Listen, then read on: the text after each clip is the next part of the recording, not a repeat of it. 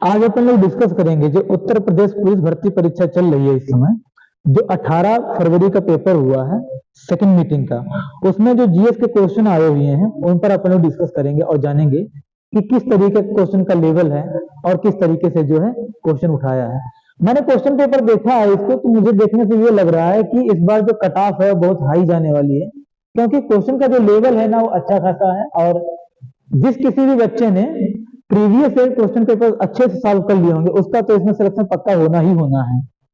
ज्यादा समय न बर्बाद करते सीधा सीधा आएंगे अपन लोग आज के जो क्वेश्चन उन पर डिस्कस करेंगे। देखिए, पहला क्वेश्चन कह रहा है कि उत्तर प्रदेश वित्तीय निगम यानी यूपीएफसी निम्नलिखित में से किसके विकास के लिए वित्तीय सहायता प्रदान करता है या महत्वपूर्ण भूमिका निभाता है? तो वह उद्योग धंधों के लिए अपनी जो है महत्वपूर्ण भूमिका निभाता है। अगला क्वेश्चन देखिए, दिया हुआ कह रहा है कि इजराइल हमास संघर्ष में से भारतीय नागरिकों को निकालने के लिए भारत द्वारा शुरू किए गए ऑपरेशन का क्या नाम था?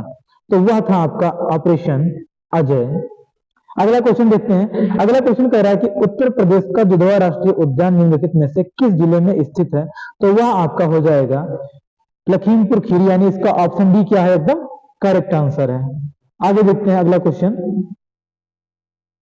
अगला क्वेश्चन कह रहा है कि वर्ष 2006 में संयुक्त राष्ट्र संघ मानवाधिकार आयोग का नामकरण बदल दिया गया और इसका नाम बदलकर निम्नलिखित में से क्या रख दिया गया है? तो इसका नाम बदल करके मानवाधिकार परिषद कर दिया गया था, यानी ह्यूमन राइट काउंसिल कर दिया गया, यानी इसका आपका जो ऑप्शन डी है वो एकदम करेक्ट आंसर हो जाएगा। अगला क्वेश्चन देखिए। अगला क्वेश्चन कह रहा है कि हाल ही में अक्टूबर 2023 में भारत और किस पड़ोसी देश ने आर्थिक और प्रौद्योगिकी सहयोग समझौता यानी ईटीसीए की बातचीत फिर से शुरू कर दी है? तो वह है आपका जो श्रीलंका है। इसमें करेक्ट आंसर आपका हो जाएगा श्रीलंका। अगला क्वेश्चन देखते हैं। अगला क्वेश्चन दिया हुआ है, कह रहा है कि उत्तर प्रदेश में कुंभ मेले का उत्सव किन नदियों के संगम पर होता? तो ये तो बहुत बेहतरीन तरीके से अपने डिस्कस किए थे। तो यह कहां लगता है? तो यह आपका गंगा, यमुना और पौराणिक सरस्वती नदी के तट पर लगता है, यानी ऑप्शन डी आपका क्या हो जाएगा, इसका करेक्ट आंसर हो जाएगा। अगला क्वेश्चन कह रहा है कि एनआईए का पूर्ण रूप क्या है? तो एनआईए का पूर्ण रूप है आपका नेशनल इन्वेस्टिगेशन एजेंसी। आपका ऑप्शन है एकदम करेक्ट आंसर हो जाएगा। चलिए अगला क्वेश्चन देखते हैं। अगला क्वेश्चन कह रहा है कि उत्तर प्रदेश के कौशाम्बी जिले में, उत्तर प्रदेश के कौशाम्बी जिले के कौशाम्बी ब्लॉक ने नीति आयोग की गरीबी की पहल नीति आयोग की एमबीपी की पहल डेल्टा में रैंकिंग में कौन सा स्थान हासिल किया है?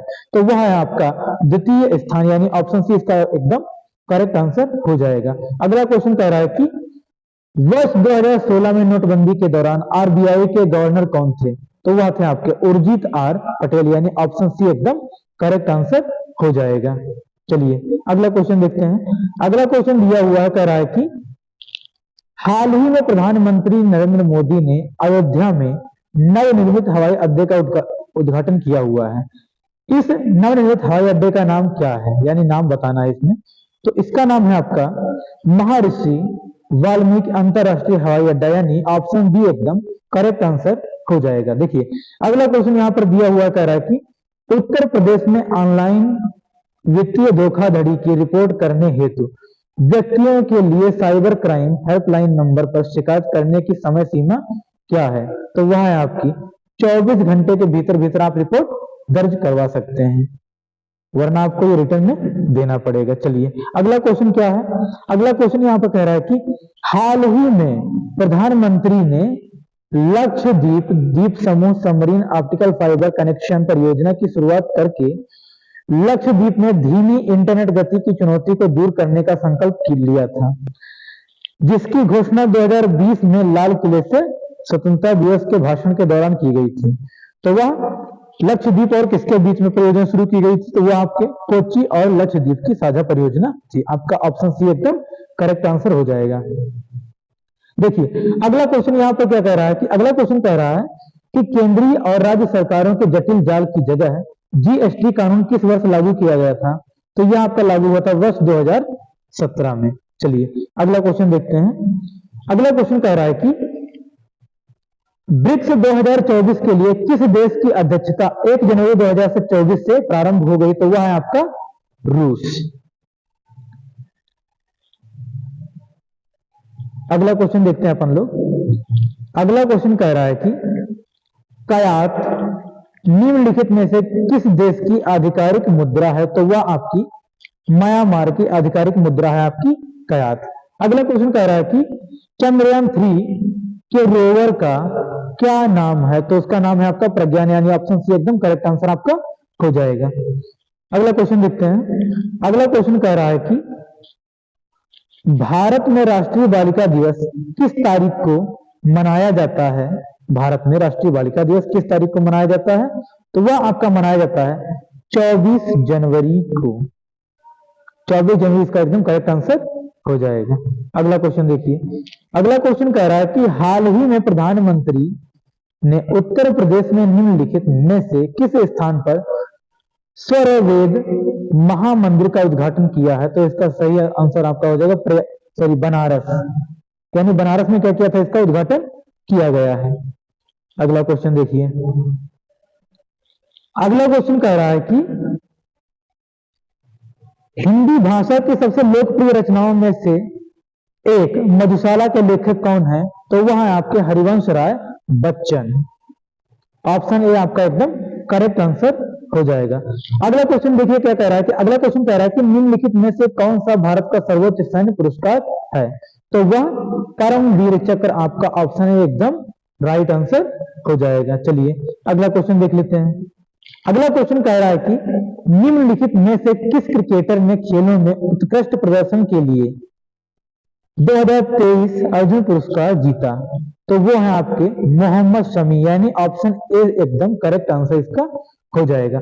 अगला क्वेश्चन क्या कह रहा है कि मोबाइल एप्लीकेशन एम पासपोर्ट सेवा भारत के निम्नलिखित में से किस मंत्रालय द्वारा लॉन्च की गई है? तो यह आपकी जो सेवा है भारत के विदेश मंत्रालय द्वारा लॉन्च की गई है, यानी आपका आंसर बी एकदम करेक्ट आंसर हो जाएगा। इसका ऑप्शन बी है एकदम करेक्ट आंसर हो जाएगा। चलिए अगला क्वेश्चन देखते हैं। अगला क्वेश्चन कह रहा है कि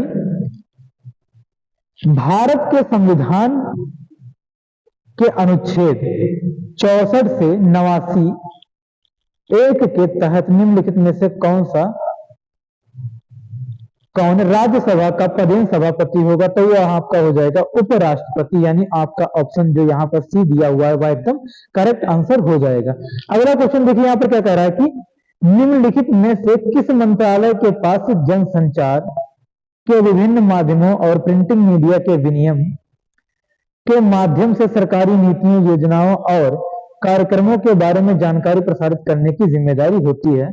तो वह आपका है सूचना और प्रसारण मंत्रालय, यानी ऑप्शन बी एकदम इसका करेक्ट आंसर हो जाएगा। चलिए अगला क्वेश्चन देखते हैं।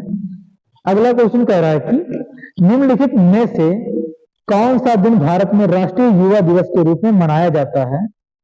तो वह आपका जो 12 जनवरी है यह किस रूप में मनाया जाता है? तो यह राष्ट्रीय युवा दिवस के रूप में मनाया जाता है। अगला क्वेश्चन देख लेते हैं।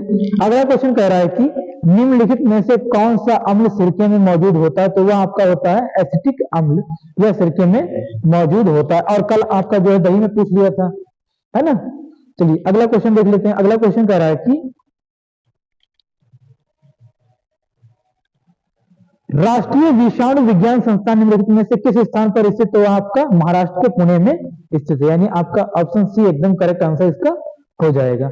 अगला क्वेश्चन देखिए। अगला क्वेश्चन कह रहा है कि भारत में बाल संरक्षण और कल्याण के लिए आपातकालीन टोल फ्री नंबर क्या है? तो आपातकालीन टोल फ्री नंबर आपका हो जाएगा इसमें 1098, यानी ऑप्शन सी एकदम करेक्ट आंसर आपका हो जाएगा। अब देखिए अगला क्वेश्चन यहाँ पर दिया हुआ कह रहा है कि मामूली चीजों का देवता यानी the God of small things निम्नलिखित में से किस प्रसिद्ध लेखक द्वारा लिखा गया उपन्यास है? तो वह आपका हो जाएगा अरुंधति, यानी ऑप्शन डी एकदम करेक्ट आंसर है। अगला क्वेश्चन देख लेते हैं। यहां पर दिया हुआ है, कह रहा है कि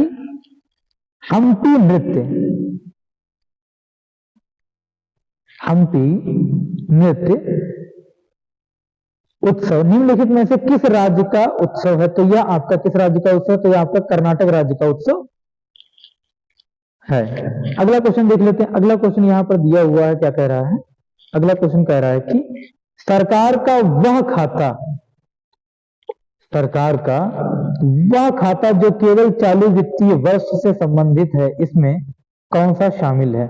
तो वह आपका राजस्व बजट यानी रेवेन्यू बजट कहलाता है। यानी ऑप्शन सी आपका एकदम करेक्ट आंसर हो जाएगा इसका। चलिए अगला क्वेश्चन देख लेते हैं। अगला क्वेश्चन यहाँ पर दिया हुआ कह रहा है कि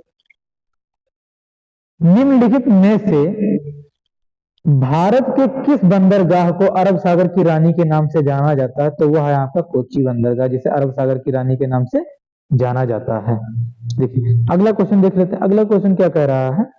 अगला क्वेश्चन कह रहा है कि मथुरा के पास मठ के एक मंदिर में किन शासकों की विशाल मूर्तियां स्थापित की गई हैं? तो चोल एकदम नहीं है, मौर्य ये भी नहीं है, गुप्त ये भी नहीं है। इसमें आपका एकदम सही आंसर हो जाएगा कुषाण। ऑप्शन बी एकदम क्या हो जाएगा आपका राइट आंसर हो जाएगा। देखिए अगला क्वेश्चन यहाँ पर क्या कह रहा है कि वर्ष 2011 में भारत की जनगणना कार्य कितने चरणों में किया गया था? तो यह आपका 2 चरणों में किया गया था, यानी ऑप्शन सी एकदम करेक्ट आंसर इसका हो जाएगा। चलिए अगला क्वेश्चन देख लेते हैं। अगला क्वेश्चन कह रहा है कि निम्नलिखित में से किस वायसराय ने ब्रिटिश शासन के दौरान बंगाल विभाजन किया था? तो वह कौन था आपका लॉर्ड कर्जन ने क्या किया था? बंगाल विभाजन किया था। अगला क्वेश्चन यहाँ पर दिया हुआ है नौगांव गुफाएं जिन्हें 1000 बुद्धों की गुफाएं भी कहा जाता है, निम्नलिखित में से किस देश में स्थित है? तो यह आपकी चाइना में स्थित है। अगला क्वेश्चन देख लेते हैं। अगला क्वेश्चन क्या कह रहा है? अगला क्वेश्चन कह रहा है कि निम्नलिखित में से कौन सा उत्तर प्रदेश राज्य में सर्वोच्च रैंकिंग वाले पुलिस अधिकारी हैं? तो ऑप्शन इसका जो दिया हुआ है ऑप्शन ए डीजीपी पुलिस आयुक्त एकदम करेक्ट आंसर हो जाएगा। चलिए अगला क्वेश्चन देख लेते हैं। अगला क्वेश्चन यहाँ पर दिया हुआ कह रहा है कि व्यावसायिक उपयोग के लिए सब्जियां, फूल और फल उगाना निम्नलिखित में से किस नाम से जाना जाता है? तो यह आपका हार्टिकल्चर के नाम से जाना जाता है। यानी इसमें आपका ऑप्शन ए एकदम राइट आंसर हो जाएगा। उम्मीद करता हूं कि यह वीडियो जो है आपके लिए काफी मददगार साबित होगी।